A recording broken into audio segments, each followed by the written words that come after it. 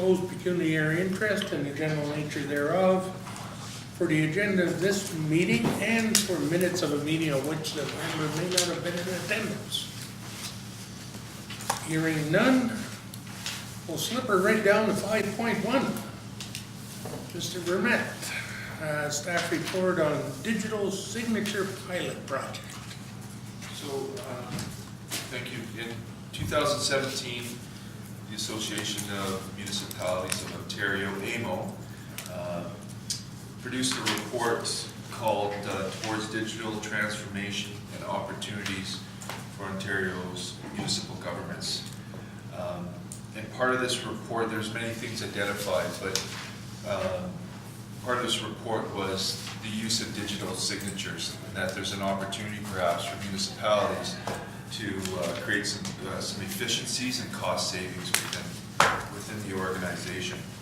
So on March 5th, AMO reached out to us, and since that time we've had several conversations with them and their partner,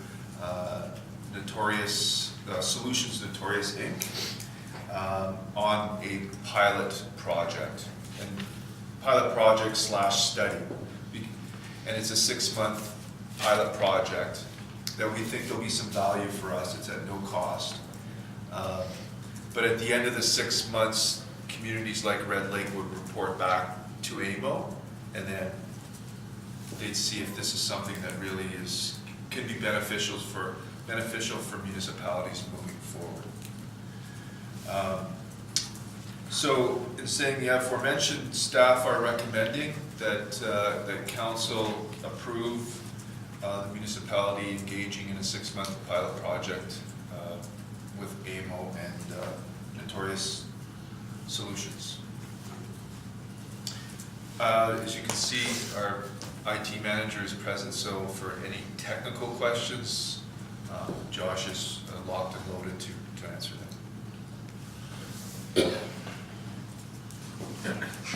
Councilor Mogan. Thank you. Just one question in regards to security. So if we're transmitting confidential information through email or something, is this, I'm not sure of the term encrypted, where it's security is protected? So the digital signature solution itself doesn't encrypt the content of the documents. It encrypts, the thing that it encrypts is it doesn't encrypt the contents, but it encrypts the signature of the contents. So there's a mathematical algorithm that takes the content of the document and computes it into a big number. Okay. And then it encrypts that number.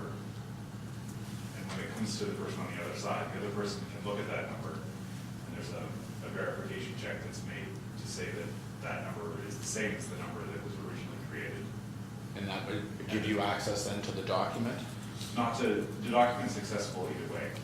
Okay. Through this, but what it does is it changes the veracity of it. So if the document changed in transit, so if the document changed between the sender and the receiver, the number would be altered.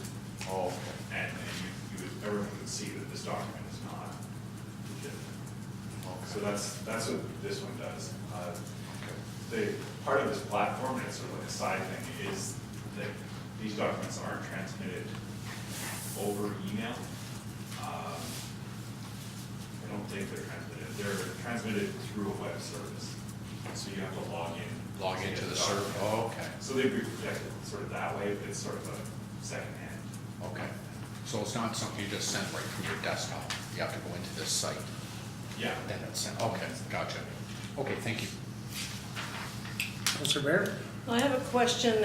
Down in through there, as I was reading this morning, it talks about different things, how it helps an organization with regard to, and there was talking about copies.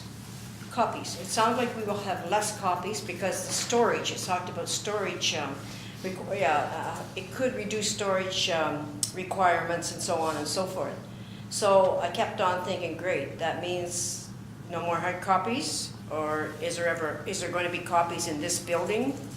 Or whoever creates it, like I'm looking at it, it's mostly bylaws, because my next question leads on to who's the two signatures, because it talks about in that top part a little higher, there's going to be two people signing.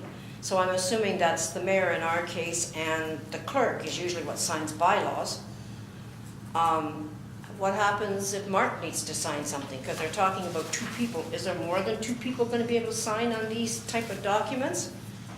And what happens to copies? Because I'm really concerned about copies, right? Like copies. So copies can still be, from the digital documents, if someone wants a copy, you can print off a copy. Like These two people that sign it can write off the copies, or the company? well, and I think, do you mean paired together we have, is that the two people? Yeah. Because the pairing is the contents of the document and the signature, and the encryption key. So multiple people can sign, so you could have probably 1,000 people sign a document if you want. Okay, so there's more than two then. What's on that document, it started about at least two people, or two signatures. That's what it talks about in there. As you carry on. Okay, yeah, so that there's, so as many people as you want can sign it, and they're all just lending their consent, or their assent that the document is valid. So like, that part won't really matter. But the document would be stored digitally, so if anybody wanted a copy could be printed at any time. So like, it would reduce the number of copies we need to make. Yeah, because that was supposed to be one of the reasons farther down there, or maybe it's up, no, it's down farther. It talks about how we would save, or could be saving, during the process. And that one there, the paper file storage requirements, it mostly means, like, we could store the file digitally, as opposed to putting it in a box, in a binder, in a box, in a shelf, or something like that. And when someone wants a copy of it, a copy could be produced on demand as needed, but you wouldn't need to store it anywhere necessarily. Which doesn't necessarily change what we could do now without this, is that correct, Joss? We could just as easily store any document digitally now. We can, but we can store it digitally, but we don't have the ability to store an official true copy digitally right now. So with this system, the official true copy of the document, not a copy, I guess the original document, original signed document, would be a digital file. And the official, or the true copies or whatever, would be generated, either printed from that digital file or emailed copies of that digital file, as opposed to the original being a signed paper document. And the difference between that and a scanned original is the scanned original has no way of declaring internally to itself that it's valid, that it hasn't been changed over time, that someone didn't edit it or do those sorts of things. Even from an efficiency standpoint, even with this document, this staff report, as you can see, our signatures look a little bit different. They look smaller than normal, especially mine, but we did it digital signature.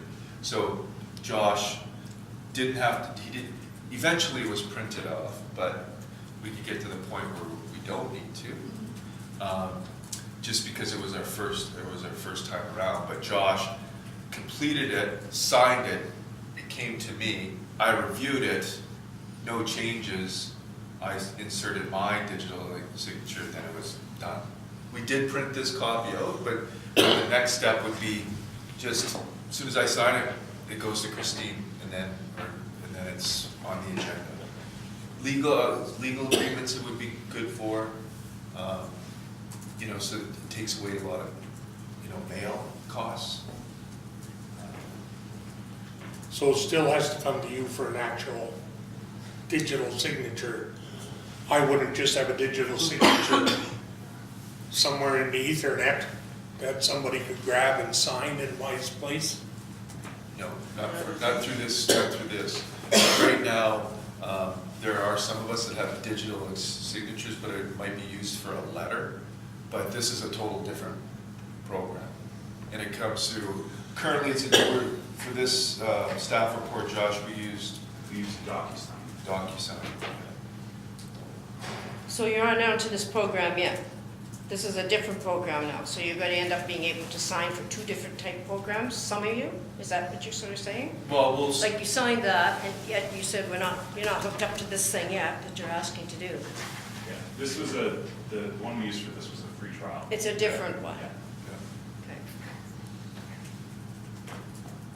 So do you have any idea yet, it mentioned on, I think, page 3, we can determine, once we decide, go through this 6-month, we can determine the appropriate plan and budget. Any idea what the budget may be? It depends on our uptake of usage. So depending if we're using if we use it for a few things, not a whole lot of things, the price can be very low. But there's economies of scale. So if we were looking at it, we could buy per document, we could buy a signature for it, essentially. It'll go that low where we can spend. And if you're doing it document by document, I think it's $10 a document, which is really high. But then you could also say, I think it was $1,200 or thereabouts for a few thousand signatures you could do. And it just, depending on how much, like if we just use it for bylaws, we just use it for the occasional, mailing thing to save postal costs or whatever. There's a trade-off there, but it depends how much we want to use it at the end. Yeah. So in the reporting back, we would communicate that back to AMO and their partner, but also internally, we'll look at, how much time it would save. And we didn't do it for this staff report, but does it save us 10 minutes every time we do this? Does it save us 3 sheets of paper? So we can log, so after the 6 months, we'll have an idea of what the impacts are. Positive and negative. Yeah, and there were two streams that we could go in terms of costing. It was either cost per user or cost per document. So we need to analyze that and figure out what works best for our organization in terms of volume.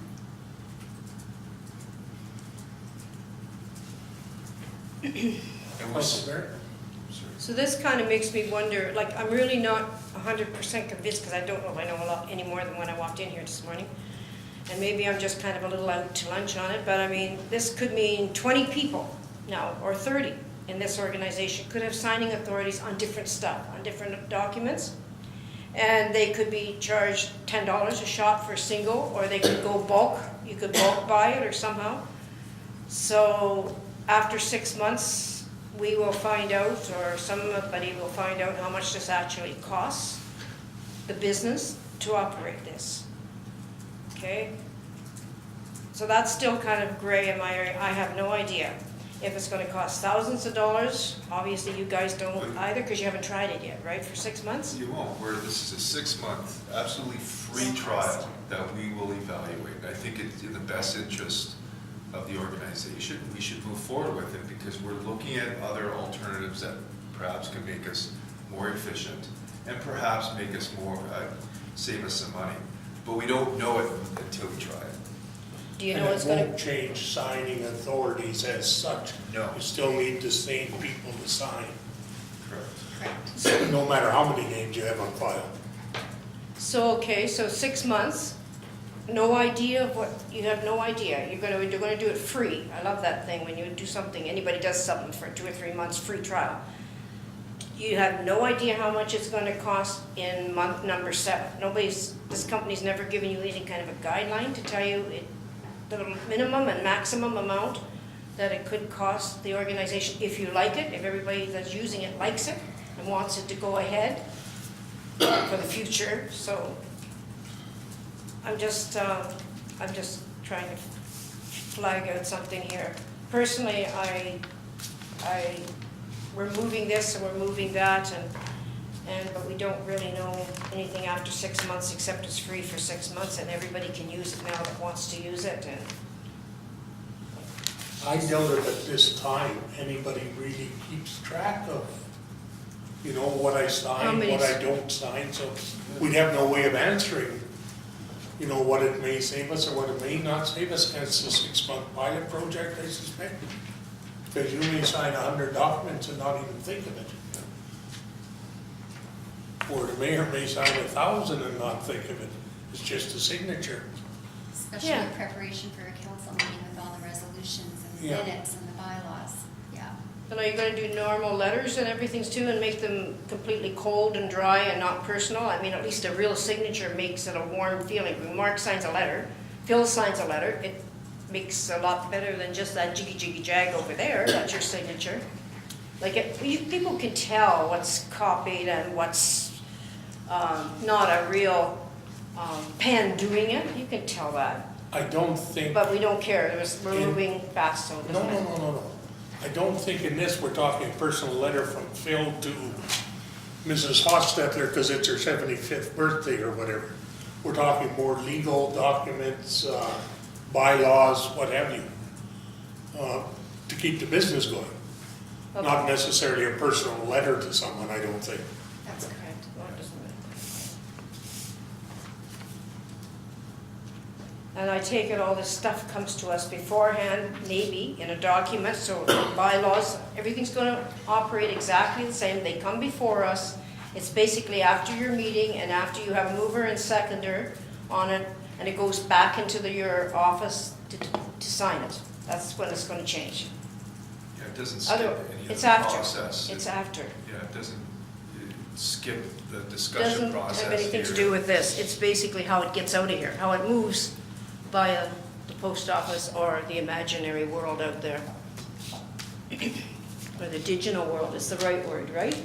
We had cloud before, we had to educate it on the cloud, now we're going to be digital world, so. You still have the cloud. Yeah. We'll still have the cloud, yeah.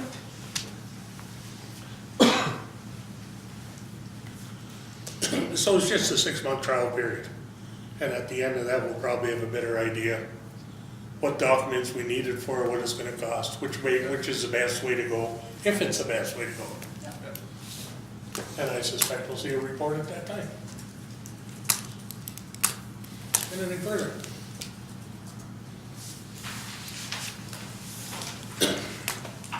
So, moved by Councillor Barron, seconded by Councillor Mona, resolved that the Committee of the Whole recommends Council accept staff report number IT 1801 regarding the digital signature pilot program. All in favor? Carried.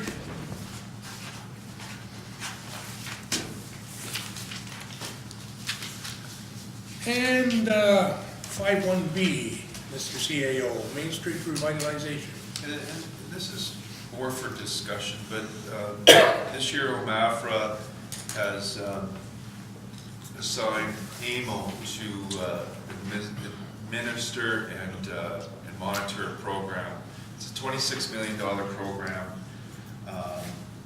to assist municipal governments to invest in revitalization activities. So 444 municipalities in Ontario, 414 of which are lower tier and single tier. Of course, we're single tier. So that makes up 414. So those are the eligible municipalities in Ontario, so 414. We've been allocated $41,278 to use at our discretion. However, it needs to be something that's tied to the community improvement plan or another strategic investment that provides, it's a revitalization activity. So the program is launched, we have the money. It's April 1st of this year through, and the money needs to be spent. They're all eligible costs, need to be, all eligible work must be done by March 31st, 2020.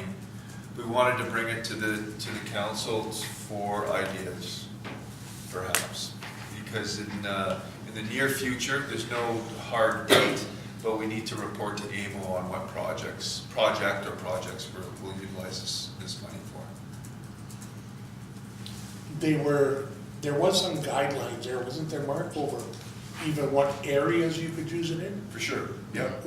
Did I read it right, that they seem to be pretty serious that it be Main Street? Correct, yeah.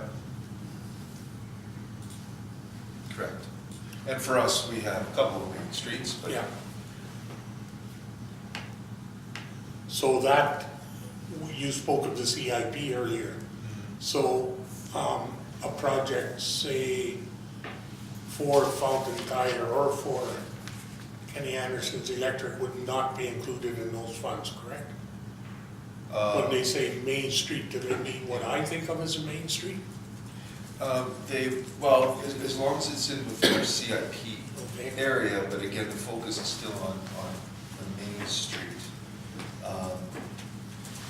And as mentioned, the CIP areas is under review, because we found some discrepancies. That will come in May for council's final review and approval.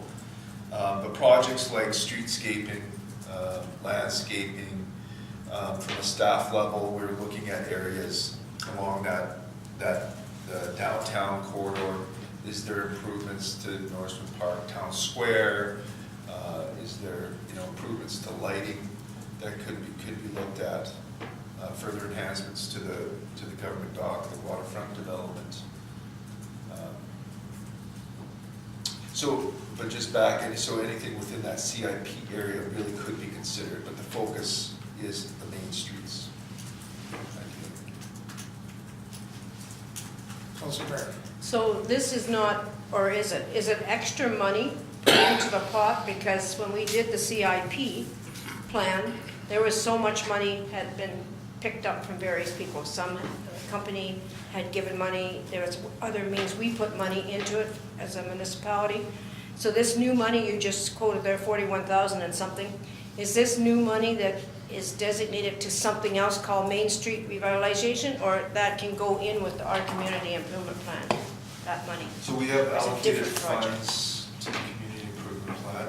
Yeah. We had a carryover of 30 from 2017 plus an additional 10. So we have 40,000 that's available through the CIP program. Okay.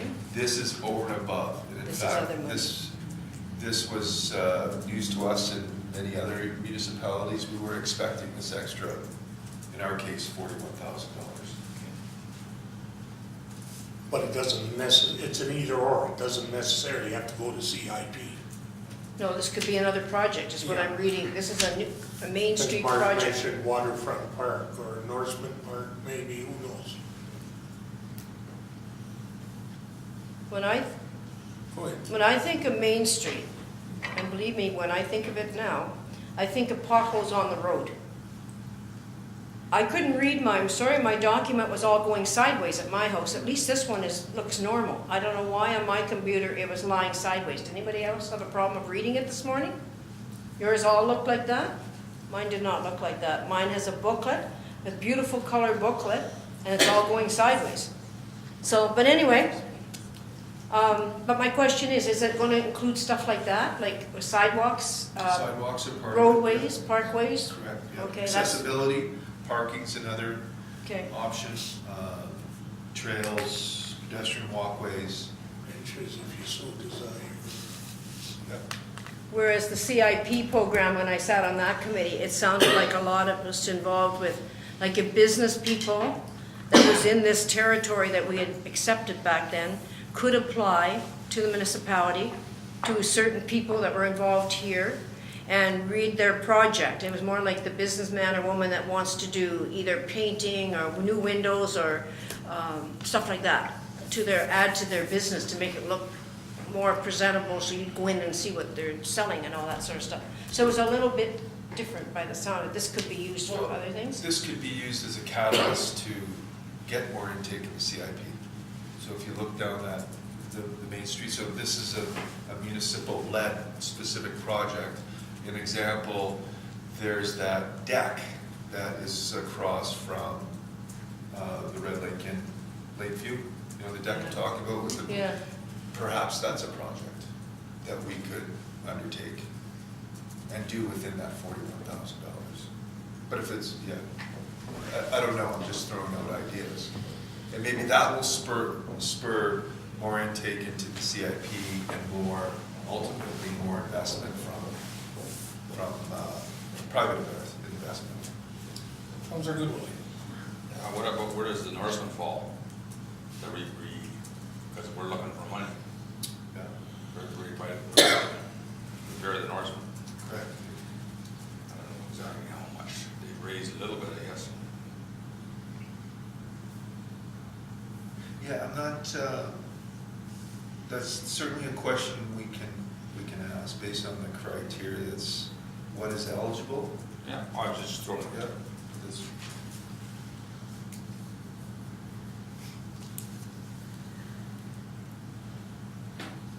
Counselor Mona. Just a couple questions. In regards to the CIP, Mark, and hand in hand with this, do we anticipate a lot more applications coming in where the money we already have is gonna be exhausted? And this 41,000 may benefit? Any idea on that? And I know it's speculation right now. Yeah, so we have one application in the queue that's been reviewed. Okay. We anticipate another 3 to 4 in the next month or so, I believe. And I'm looking at Christine, because Christine obviously is part of the committee, along with Sarah and then Christina, of course. So we're seeing some movement. So I'm just wondering, depending on the amounts, you know, are we gonna exhaust that CIP fund till we get more money into it next year? Is it worthwhile maybe even putting a bit of money from this into that? That's just food for thought. And the other thought I had was, while everybody has some different ideas around this table on what enhancement can look like in community improvement to the main street, maybe we could forward some ideas, maybe funnel it through the CAO, and then they could come back with some recommendations on projects that we could do, just as an idea. Is this like the gas tax type thing, Mark, or do we have to spend it all every year? No, we don't. It just needs to be spent by 2020. Okay. By 2020, the project needs to be, Completed? But we'll get another 40,000 next year, or is that no. up in the air yet? That This is- is a one-time deal? At this point, we believe this is a one-time Okay, deal. However, we're hoping it's not. that it could continue. Election fund. Yeah. I didn't want to be that jaded. From a staff perspective, we could put some, bless you. We could put some we've thought about it internally on some projects. I've mentioned one, well, I mentioned a couple of them actually. If council so desires, we can put a recommendation together. But the purposes for today, we wanted to spur some discussion and maybe generate some ideas. And I think, as Counselor Mota said, if anybody has an idea, let Mark know. And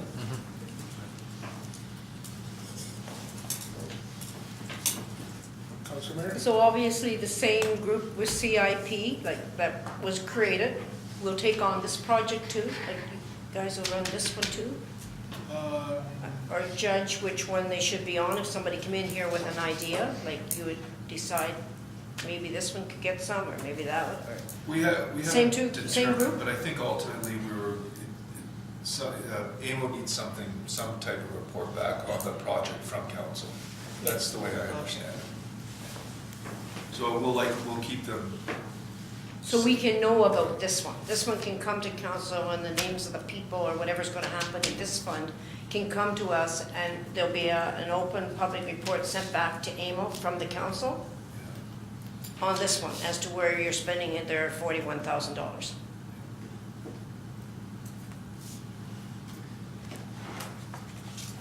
Our intent is to bring back a recommendation to council. So if folks do want to reach out, they have some ideas, and there are lots of ideas out there, believe me. So, but we can bring back a recommendation and alternatives for council to consider. And again, it's like it's a kickstart to maybe really get more intake into that CIP. That's how we view it. Any other questions, comments? Alrighty. 7.1. I asked to have this included on the agenda, given the success of the Olympic figure skating team in particular, Eric Bradford. So when I had a big discussion with Brenda, we threw a name forward, a section of roadway forward, and I leave that in front of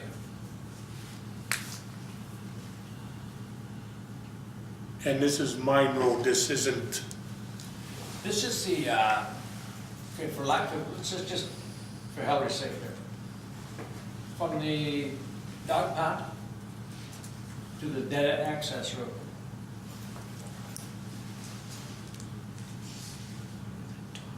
So it's not the whole road. Say what? So it's not the whole road then? You're going from the dog pound Well- to where? well, the area before Probably- the dog pound is, I'm thinking it's 99.9% of the road. because McNeely runs into mine. Yeah, it nearly becomes mine road at the dog pound. Councillor Mohan. Couple things. First thing is, I don't understand that, and I've mentioned this in the past, that little section when you come off the highway, that's McNeely Road that turns into Mine Road. Because many people that are from out of town, I've heard complaints from people trying to locate Mine Road, but there's no sign, right? So you have to go down McNeely to try and find Mine Road. So that's kind of confusing for some people. So my first thing is, while I wholeheartedly agree with the recommendation in front of here, I am scratching my head a bit. And the reason I am scratching my head a bit is because of the shape of the road precluding going up to Mine Road, or the new road we're gonna call it. And that roadway is of poor condition. And are we gonna name a roadway that's in poor condition? And I realize it's not right at the roadway, it's part of McNeely, or McNeely, McNeely is that. and then it comes up to there, so I'm wondering, do we wanna name something that's, has a terrible roadway? Well, if we're gonna just name our good roads, we'd never have names on our roads. I understand that, but if we're renaming a road that's already in poor condition, I don't know if it's in poor condition compared to McNeely. That would be poor condition to me. so then my next question would be, why would we not then just take it all the way to the highway? Why, what's the purpose of McNeely Road from the highway for that little jaunt there? Why not one entire roadway that's named the same? Let's, again, I wanna go back to this. Go ahead, Mr. Mayor, I know what McNeely you're was a about to say. family, Understand that? and it was already named, so are we gonna randomly carve people's names off the street and say we don't like you anymore, whether we've got a new gig in town? That's not fair, in my mind. This is kind of back to the kosher arena thing. Well, yeah, we're, McNeely Road was named after an individual, is that correct? yeah. George McNeely. And no disrespect to the McNeilys, I don't mean No, that. no, no, and it's just the whole thing of, you know, I guess it's, I'd hate to see our street naming process become flavor of the day. Where Mine Road, Mine Road is generic, it's, it's, I get that. it was because Campbell and Dickinson never got together, that they couldn't name their street something they agreed to, so it was just Mine Road. And again, I'm just talking about the condition of the road, naming a Yep. new road, Well, maybe it would create the impetus for us to fix the damn thing up. hopefully. Well, but that's only one part of it. Eric lived at 6th and Mine Road. Mhm. That's where he grew up. Went to the Golden Learning Center, which is also at Mine Road. So, I think that in the big scheme of things, it's quite apropos. It's the right place, the right name, for the right reason. And yes, no one's going to argue the condition of our streets. They do go from excellent to poor, no doubt. And I wholeheartedly agree with what you're saying, wholeheartedly. I'm just questioning the condition of the roadway, and we're renaming it, obviously, for the achievements that Eric has accomplished internationally as well as locally. I would just hate to rename a road that's filled with potholes. Fill the potholes first. That's Do the best we can Yeah. to make it as presentable as possible on that particular day and keep it that way until it fits into our long-term paving project. because that kind of ties in with our, that course asset management. Well, it's also it's going to tie into the development of 4th and Lassie as well. Remember the last two intersections, I believe, Mr. Sierra? Yeah. And second, Not with stop, I'm sorry? I'm sorry, and second further up Lassie. Yes, but that's a crossover, that's a cross street. And at some point, it will affect 6, 7, 8.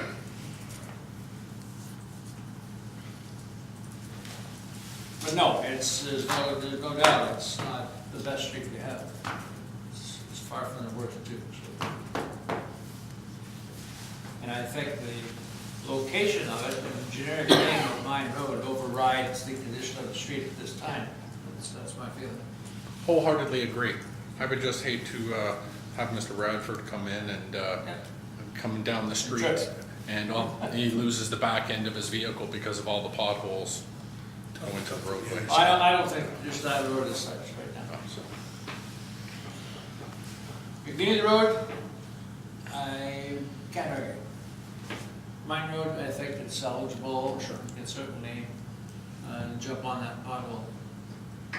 and then I would also recommend then, if we are, council decides to rename this road, that we would have something off of the highway showing, when you're coming towards that intersection, towards the golf course from Red Lake, it'll show McNeely Road here. When people are trying to get to Mine Road to access the mine, people often are driving past there because there's no sign for Mine Road. And they end up going to Nungusser and come back, so I'm just wondering, could we also maybe, It would also require updating the sign in Harry's Corner, for instance. or, Well, people stop at that sign and they look at the street sign. oh, I see, yes. So everything we do has got to be modernized, everything from the official plan to the sustainability plan, the strat plan. Yeah. And anytime we have a street identified, if there's a change in it, this will be identified as well. For sure. Councilor Mayor. I just want to make a little bit of clarification. Definitely starting at the dog pound. Is that where we say we're going? And we're going to go past 6th Street and we're going to go down to the school, right? That's where we're going? Now, I said Or to where the are you entrance, going? I said, before, when I started off, I said from the dog pound Yeah, to the entrance of Deda. to the entrance of Deda, okay. Now, So you that- are covering where he existed, where the school is? You're passing there? Well, obviously, Okay, so you're passing where his house is, or was there? obviously, Oh, yeah. Okay, so that covers their section. I indicated that. Good. My point is, we don't know the exact starting point, based on what I saw from the signs, of where data actually starts. Whether it's at the stop sign, or whether it's back those 2 lots on Right, the long, yeah, on yeah. the long run. Well, there's that little bit of storage across the way, is there, Phil, or? No, there's a duplex and a single home. That either may be on Data or maybe on Mine Road, I'm not too sure where, so it's wherever Data would start. Coming out of the mine. Is- Pardon me? It would be coming out of like Gold Corp or coming out of Dickinson at that I'm thinking time? that's general, but it may be 2 lots to the east. Okay. Like, oh, sorry. Go ahead, Councilman. I just can't recall, is there a sign at the dog pound as the reference where it goes from McNeely, and is there a sign up there that says Mine Road beginning there? There was, but there's a trucking company that operates out of that corner, and sometimes their parking lot gets a little bit big.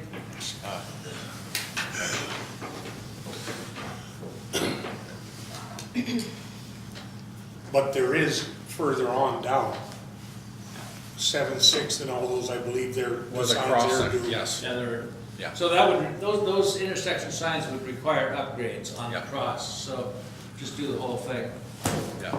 do the modern sign. What you see is what you get. I have a question. Go ahead. Would there be any possibility, and I might be going out to lunch on this one, but is there any possibility that new Eric Radford Way, or whatever we're going to accept as the name of it, do you think there could be any possibility of maybe asking the mine, because it's mine travel, it's mine work, it's mine people that go there, of a partnership on maybe fixing potholes properly so that the stuff stays in the pothole? You know, because it's an expensive proposition if you're gonna start from that 7th Street or McNeely Road and do Mine Road, whatever you're gonna start. That's gonna cost a lot of money to fix it up to make it look nice. Not that I'm saying that potholes might be, Eric will get a laugh at it because he's went through many potholes in his life to get to where he is today, but it would be nice to have a finished, decent looking road in that section.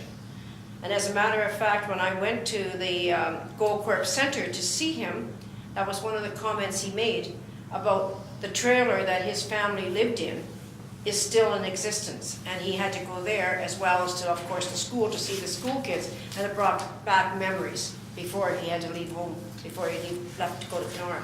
So that part of the area is still on his mind. It's still in his radar that it is an important section of this area. And I just thought maybe if we are short of money, maybe we could have a chit chat with the mining people, and maybe they would help with expense towards it. Mr. Mayor. I would caution at this time to get the mine to look after our daily maintenance requirements. You know, we've fought so long to create some sort of independency, and you know, we have an obligation to the ratepayers to look after our streets the best we can. You know, I think we can do it, certainly on Mine Road. However, when it comes to McNeely Road, I'm certainly not afraid to have a discussion with the mining company on the reconstruction or the resettlement of McNeely Road, only for one reason. It's the heavy traffic going to those 2 mine sites off Mine Road that caused the damage, in our opinion. But from a daily maintenance, I think I would have to caution otherwise. If I think to the last time I actually drove down my road, it's really not that bad. Oh, It's McNeely that's, Yeah. makes you pay attention. Yeah. Actually, there's a Yeah, spot- right at the corner. There's a spot right at around 5th and 6th, it's in tough shape, but generally speaking, it's, yeah, certainly, it's not, We've got better roads, but we've got worse. yeah, yeah. And no, we want our roads to be as good as possible, at all times.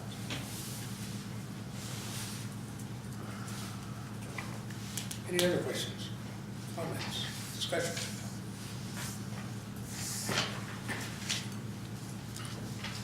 Moved by Councillor Goodwillie and seconded by Councillor Moto. Resolved that the Committee of the Whole hereby recommend to Council the renaming of Mine Road to Eric Radford Way. All in favor?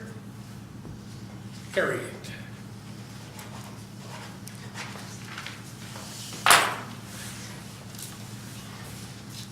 7.2, legalization of marijuana.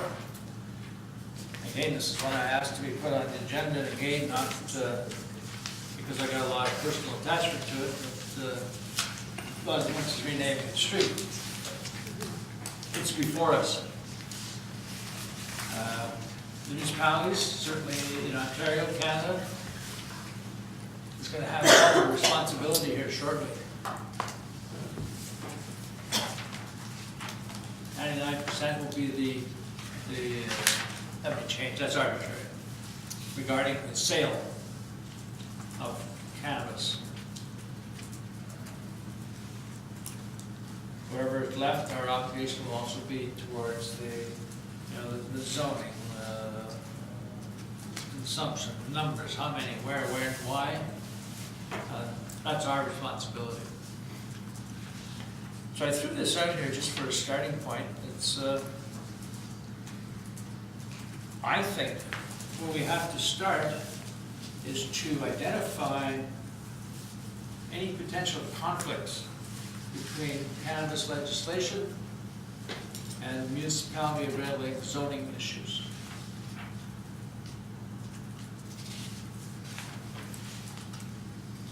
So I think those are areas that should be flagged first of all.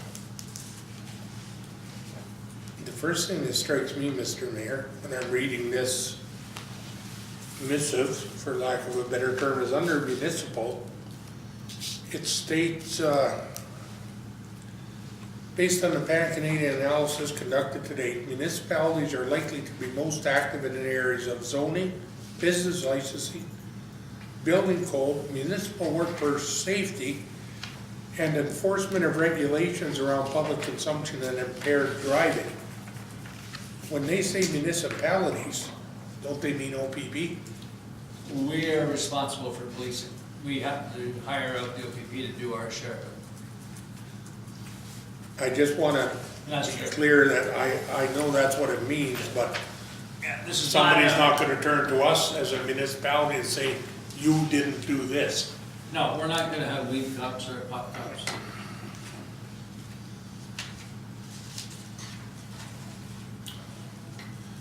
And of course, the question is always going to be, what's it going to cost us? And there's no answer for that Well, at this point.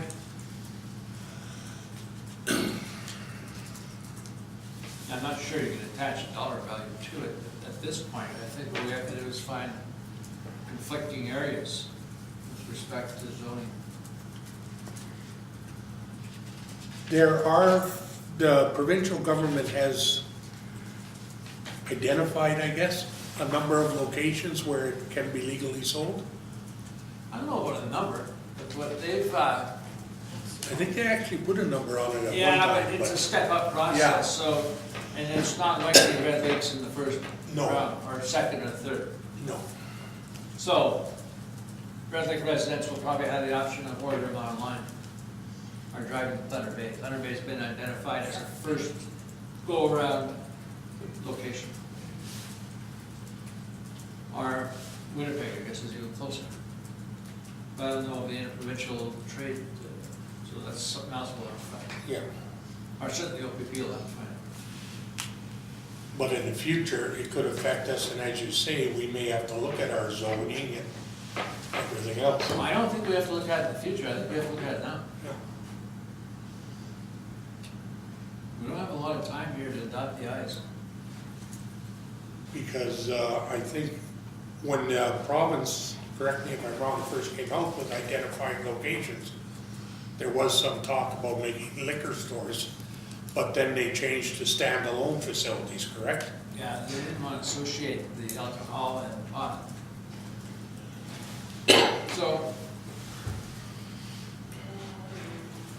So what's that going to mean? If Thunder Bay is getting one store, I think it's going to be a long time before Red Lake gets a store. Yeah. But in the future though, again, we don't know how it's going to play out. Could someone, a local business from Red Lake, get a hold of the province and say, hey, I want to sell cannabis in Red Lake, this is the location I want to sell it in? I'm sure there's going to be a lot of interaction between private business and the Yeah. provincial government.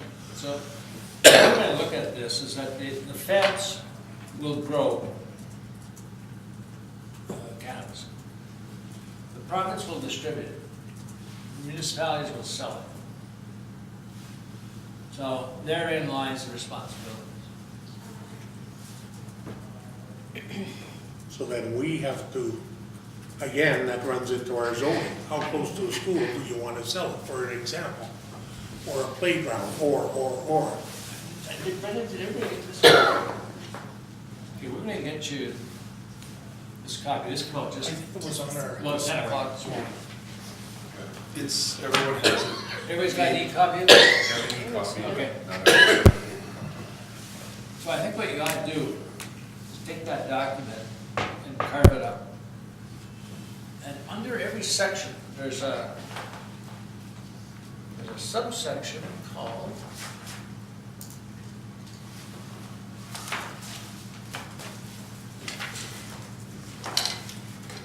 what can municipalities do? That takes up a significant portion of this document. So when you're going through it and reading it, you're obviously going to plug in locations and situations, and then you also should plug it into what can municipalities do. And that talks about everything from location to regulation. It's quite detailed. It's put out by FCM. They took the leadership role from a national perspective. There's also in Ontario. It's called guidelines. I think April was put one out. We can get a copy of that to you as well. But you've already maybe on the mailing list, so. Hard copy might be nice. Well, you've got the e-copy. You just print it out. Much easier if you had a hard copy to read than just reading that stuff off of the copy up there. We can get Mind you, it Charlie. won't probably affect us anyway, because it's going to be a long time, probably, like you say. No, it's not. I don't think it is going to be a July long 1st. time. I think commercial businesses, to me, I zone it in my mind as a commercial, as a business. You know, that's what I classify. It's happening, businesses, it's happening now, but it's just not legalized. And nobody's going to tell you who's doing it either, right now, until it does become legalized. We can make hard copies here Yep. for everyone, but even if you go to page, and you don't have it, but page 7 of this document produced by FCM, there's a long list of roles and possible roles and responsibilities for municipalities with zoning, density location, retail locations, home cultivation, business licensing, business codes, or building codes, nuisance, smoking restrictions, odors, municipal workplace safety, enforcement regulations around public consumption, personal possession, municipal cost considerations related to local policing. But we'll get everyone a copy of this, a hard copy of this document. Oh, yeah. We should try and get all your questions in for the next committee of the whole.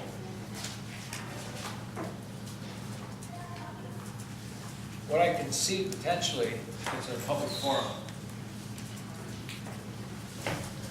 As to how and where and why Red Lake is going to take a certain route. But I believe we should get public input on it. So we'll make sure we get those copies. Councilor Mona? Just a couple remarks or questions or statements, or I don't know what it is. My understanding, and if somebody has factual information, please make it be known. My understanding is from my readings, FCM put it out, which governs or assists with Canada-wide. From my readings, my understanding and belief is for Ontario, everything is going to be run by the provincial government in regards to the selling of it from a store. So there'll be no mom and pop shops as per se. So my thought process is, and correct me if I'm wrong with my thought process here, is that if something was to open in the Red Lake municipality area, it would be somewhat similar to an LCBO, which would be a CCBO. So if there's only one method of storefront distribution, is that what we need to be mindful of? Because my thought is telling me, with the new guidelines and laws coming out, you could have so much on your possession or grow so much at home or possess whatever the amounts are. So I guess the question I'm throwing out there is, do we need to be mindful of a storefront coming through, I suppose, versus the rest of it? Because you can get it right now via mail. You know, if you have a card and it's legal through medicinal purposes. Yeah, there's two trains of thought, two processes. One is medical marijuana, which is not gonna change. Correct. That's gonna stay the same. So that's out of our bailiwick. The other one is the provincial distribution. Provinces are distributing it differently depending on the political persuasion of the party in power. So what we hear today with standalone, what do they call them? Cannabis stores? CCBOs. Yeah.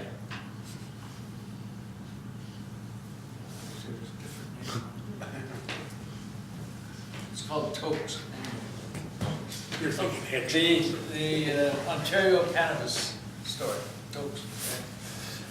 Anyway, that may change in several weeks.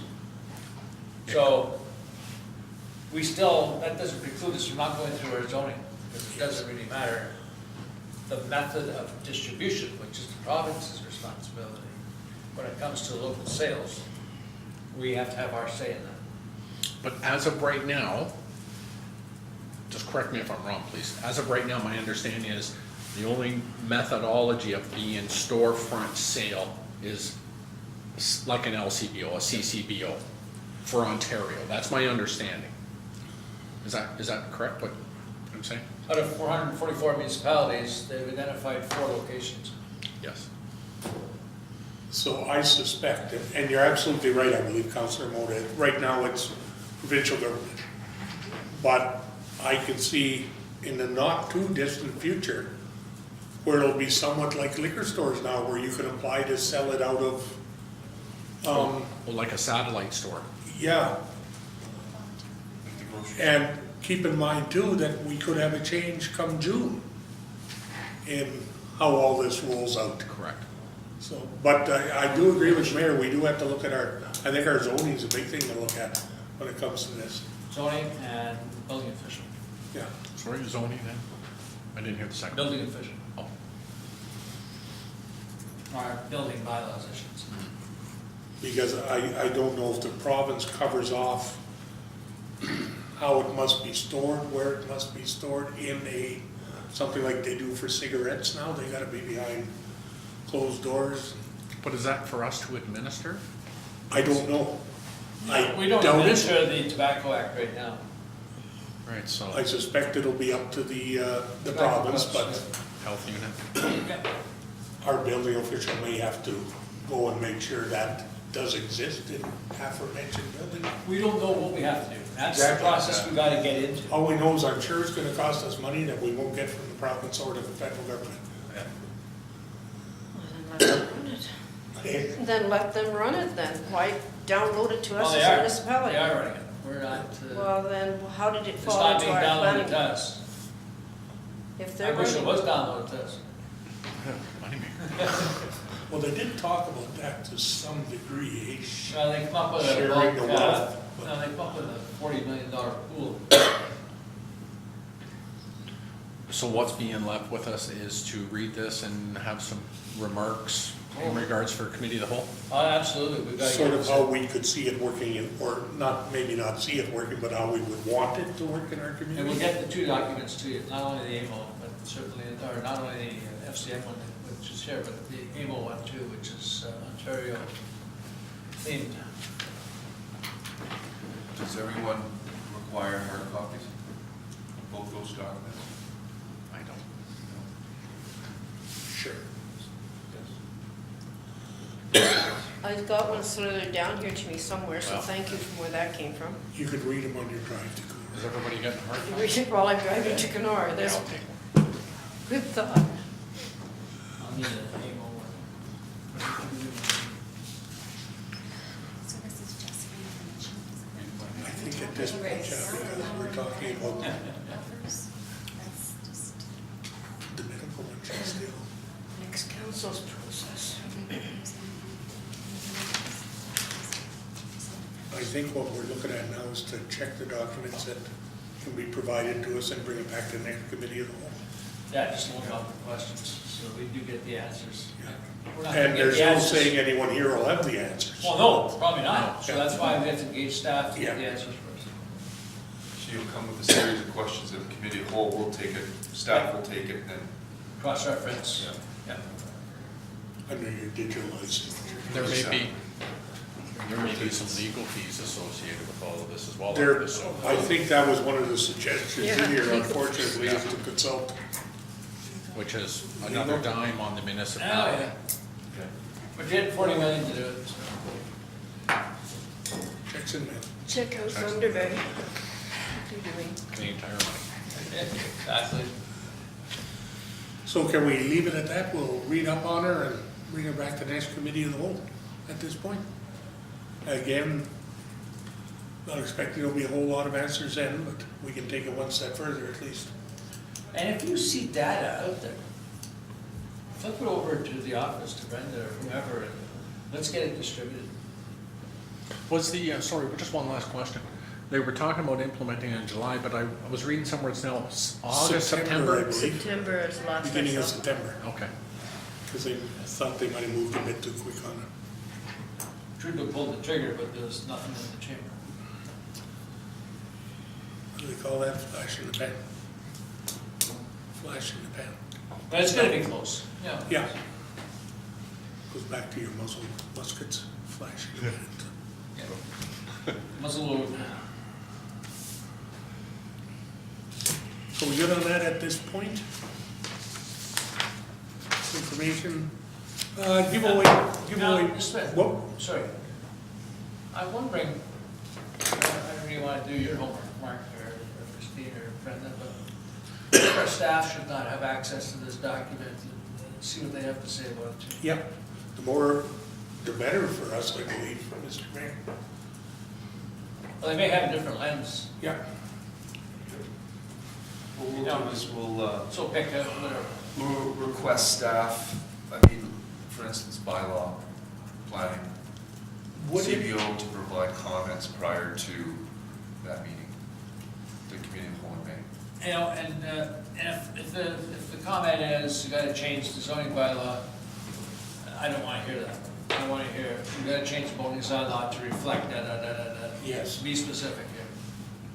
Well, Because we don't have time to reinvent this wheel. to, would it hurt, or would it be a bonus, or maybe a detriment to have, maybe Sergeant Norlock present for that meeting, in case there was questions led that way, or would that just cloudy the waters more at this point? Yeah, I'm just wondering if we, I don't know if we're ready for a political spin on it. Because I think they're kind of still not quite sure what's going on themselves. Well, let's see what we have to do. From a sales perspective. If there's questions in those lists that we forward regarding the OPP, then let's get the OPP to answer. Go ahead, Counselor. I know we were moving on to the next one. Just, Sue, Dr. Phil, help me here. Just wondering, and I know this is all out in the air with everybody, but I don't know if staff has heard about any other municipalities already taking some directives that maybe we can kind of hop on. Like, I don't know, Sioux Lookout or Dryden, Kenora, has anybody established any municipal guidelines that you're aware of yet? Thunderberg go was. ahead. Great question. I was at a seminar on this, and that was one of the questions that come up, and it was, be careful what you plug into. Yeah. There's no shortcuts. You're gonna have to go through your own zoning bylaws. No, for sure, but I'm just thinking as a backbone, as a structure to There start may be from. resources out there. Mark belongs to a CAO group. I'm sure one click of the mouse would find out all throughout northwestern Ontario who is, where do they sit? Yeah, that's the extent that we ought to do is, who else is doing something? But be careful we don't start plugging. No, It's for not a sure. template. And not saying we should not do our own due diligence, but I'm also saying we might forget something that may be on another document in another municipality, so just as a frame of reference, that's all. Perfect. Okay. Councilor I have Mayor? a curiosity question. Four municipalities or 4 groups have been selected by the province of Ontario. So they must have had some kind of a, you would think they would have some kind of, how did they get to that stage? How did those 4 get selected? Was there more than 4 or, like, that's kind of a curiosity question because obviously they done their homework or put something together. Thunder Bay is our closest thing, a group from the north, obviously. So In Thunder Bay, it's going into Michael Gravel's writing. And it's going to where? Michael Gravel's writing. Oh, okay. So, and the other 3 are identical, so there you go. And I believe the report. In this book, I FCM suppose I haven't report, read. I can't remember which correspondence, but they did express certain criteria that these Yeah. municipalities met. But I think there's going to be 150, if I'm understanding correctly. Yes. Right, but there's 4 starting. They're It's starting 4 with 4. starting, so there has to be a criteria There package was set by somebody in the something that province. these municipalities met in order for those to be first implemented. Oh, that'd be a nice Remember last to year, have. they said they were gonna put beer and wine, particularly into grocery stores? They just announced another 350 stores. So what started off as, Only one of which is up here. I know, only one up here.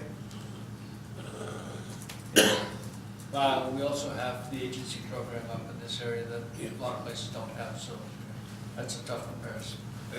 It has probably changed, but their initial was to get 80 out the first year, so 80 locations the first year, and then they scale it down and go up to 150 total. That's likely changed with the date being bumped. Yeah. And who knows if another party gets Who elected? knows what happens in June?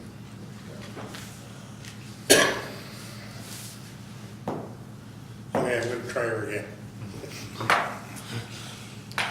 Giveaway weekend. I think that's basically the same as last year. It's kind of a, Yeah. yeah, carry on? They got weathered out last year. Yeah, I think so, yeah. We had rain that weekend. Rained out. Yep. Showing they're using 2 dates this time. Jill has been in touch with me about this organization last year and also this year. And she only used, their group only used 1 date last year. They're using, in case of rain this time, they're using another date. And they're looking at in May sometime. So Go ahead. my only question is, so what measures are in place if there are still items lingering after 5 p.m. Sunday? I have no idea. The rules and regulations are quite clear as to if you want to be involved or if you don't want to be involved. And this is what you need to do. You set them out at a certain hour of the day, puts free on them, the list goes on, and take them out Sunday at 5 o'clock at night. And don't get me I don't wrong, know. I have no This idea. is a great initiative. This is the first time it's trying to get started, so. And our Great question initiative. was to the municipality, what did we want? Like, that was asked last year. I remember Jill last year wanting to know the same story. What does the municipality require of this, I don't know what you call it, policing group that's kind of set up? It's a group of people that are interested in doing it. Get rid of stuff you don't want any longer. Could be no longer my treasure, could be somebody else's. Since we don't have anything we can take to the landfill site anymore, or that used to be where a lot of stuff went to, where you could give away to other people free. It's just a new project they thought of.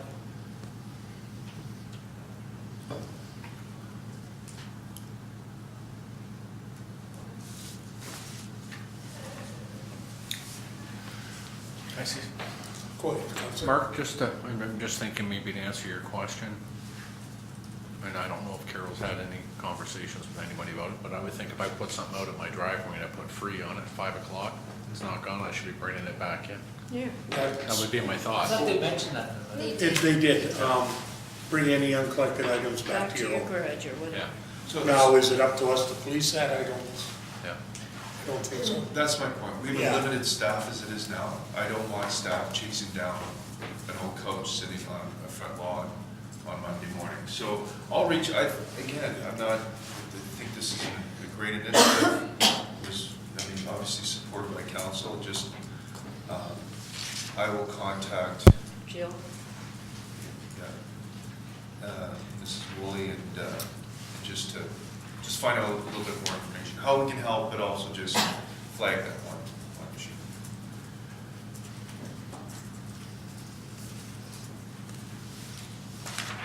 Going once, going twice. Sold. So, 7.4, asset management training program. This concerns the one in Dryden, I believe. Yes, it does. Go ahead. I asked if we can talk about this. I know that we have staff here that's been working on this topic for at least 3 years, maybe longer. And I think probably they are doing very, very good job. But this is not really, I don't know if every councillor around this table knows everything about asset management. I sure don't. And this workshop from the Best Western, the list of them, they're all going across different parts of Ontario. It's OGRA has got some funding from FCM, and it's kind of the two of them have teamed up together. And I received this letter from Joe that I met at an OGRA meeting a while ago, a couple of years ago, asking about places to hold it. And I said, Dryden or Kenora seems to be the central that we can all run to. So I see they picked up Dryden. And what they wanted to know is, in this asset management, what council should make sure that's in it. And how can we make sure what's in it if we don't know what we are supposed to put into it? And this workshop, I'm told, is going to tell you that. So I said, fine. I think somebody from probably every municipality, maybe all of us, I don't know. It's not far to go to Dryden to find out the information and find out what we as a councillor should know that is in our asset management. I'm assuming the staff is doing it all on inventories of everything we got and on what they handle. But certainly, the most important part, I'm told, is the funding in the future. If we don't have a good asset management project, we could be cut off in the future down the road to some sorts of funding. And and I'm told as a councillor, you should know what to make sure is in there. That's the trigger word of the day or the year that might get the eye of the provincial or federal government to give us funding. I don't know the triggers yet, so it might be helpful to know. So that's why I asked about if we have any money in our budget to send a person there and make sure they bring back materials. Because I said to this Joe guy, I said, so often we run out to things going on and we sit through an agenda and we listen to people talk, and we don't have hard copies of an agendas. Or agendas we do, but we don't have hard copies of what you're selling. So certainly I would like to know, it's only 3 hours, spend more time running back and forth down there and back, but I would like a hard copy out of that Dryden workshop as to what municipal councillors should know that's inside the asset management. So I figured it was worth bringing it to the table to hear from everybody else. What I'm hearing is you want to go to Dryden. No, I could Oh. quite do that on my own if I wanted to, yeah, I could do that. I want the materials, I definitely want the materials. I could probably get them without running to Dryden, but I think somebody should go to Dryden, if you're interested, so that we can get funding in the future. We're all talking about future dreams and future hopes and future pockets of getting funding. Well, obviously, this big asset management is supposed to be one of our tools that we have to have, and I, as a councillor, do not know what, as a councillor's part is. I've talked to our infrastructure gentleman that's here, and he seems to be on track. He's got copies from other places, and he's been working on them very well, trying to produce the book. So, from here, but I just want to know what this is all about. So whether I go is that a yes or a no to whether I Dryden? go or not, I will get a copy of what we're supposed to know before we pass it. I don't think we passed our asset management yet. He's still in the working process, is what I'm told. I don't remember seeing any big document like this. We don't pass asset management. No, it's an ongoing process that will not go away. And it's one that we are compliant because if we couldn't apply to OCIF or a lot of the funding programs that are out there, it's a requirement. So we are meeting the standards that is placed out there with government. The concern is that there's more that's being downloaded, and it's more resources that small municipalities like Red Lake and many others in Ontario don't have the money or the people to fulfill. And I think this will lead into the next item. Yeah. Supporting the resolution, but we're compliant. But it's ongoing, almost daily, having to work on that. So all this is saying to me, and you can put as many words around it as you want, do you want to go to Dryden for this course or not? It's available, do you want to go yes or no on that date? So we can take names, and I would suggest it might be worthy for everyone to go if they could, because Councillor Moda may get something different out of it than I would, which might be different than what Councillor Goodwill or Councillor Barron could get out of it. Everybody looks at things with a different eye. So for $25 and a drive to Dryden, I'm good. Just for me personally, I'd have to check the date first. Yeah. Yeah, I'm not even sure what day that might be, Councillor Moda, but. I think I would like to hear about it. I'd like the copy. And if Well, I would stood- suggest if I anybody stood that's there in person, interested- I probably could get a copy of what they're talking about. Correct, but thank you, Christine. I just wanted to. So what was that? Just want to make note that, and it doesn't conflict, but we do have a joint meeting of councils with your falls, in your your falls. falls. Well, that's good. We can stop on the way, we can stop in on the way back home. The end of May 26th. 6 o'clock is, 23rd's that date? Yeah, it's a Wednesday. 23rd. 23rd. Pardon me? 23rd. 23rd. 23rd, It's a Wednesday, I believe. Correct. your falls. Well, that would make it perfect to go. So I'm just going to suggest, if you're interested in doing this, going to Dryden, that you can just give your name to Brenda? We'll put a or- resolution on, we have to approve all Yeah, council's travel for but we'll resolution. need it by we'll need Yeah. names by next Monday. And, we'll just treat it as any other travel. Which brings us to 7.5, which is Township of Madawaska Valley.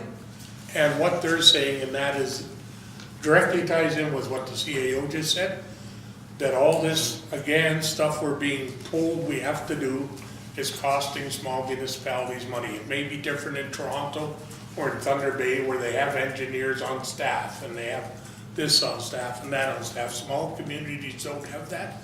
So what they're asking the province to do is either come up with a few dollars or a template, I believe, that you can just fill in for your municipality. So I'm all in favor of supporting that resolution. I am as well. And me too. So that can go to our meeting next week. And unless there's anything further, moved by Councilor Moda, seconded by Councilor Goodwill, to resolve that the committee of the whole hereby adjourns to meet again at the call of the chair. All in favor? Carried.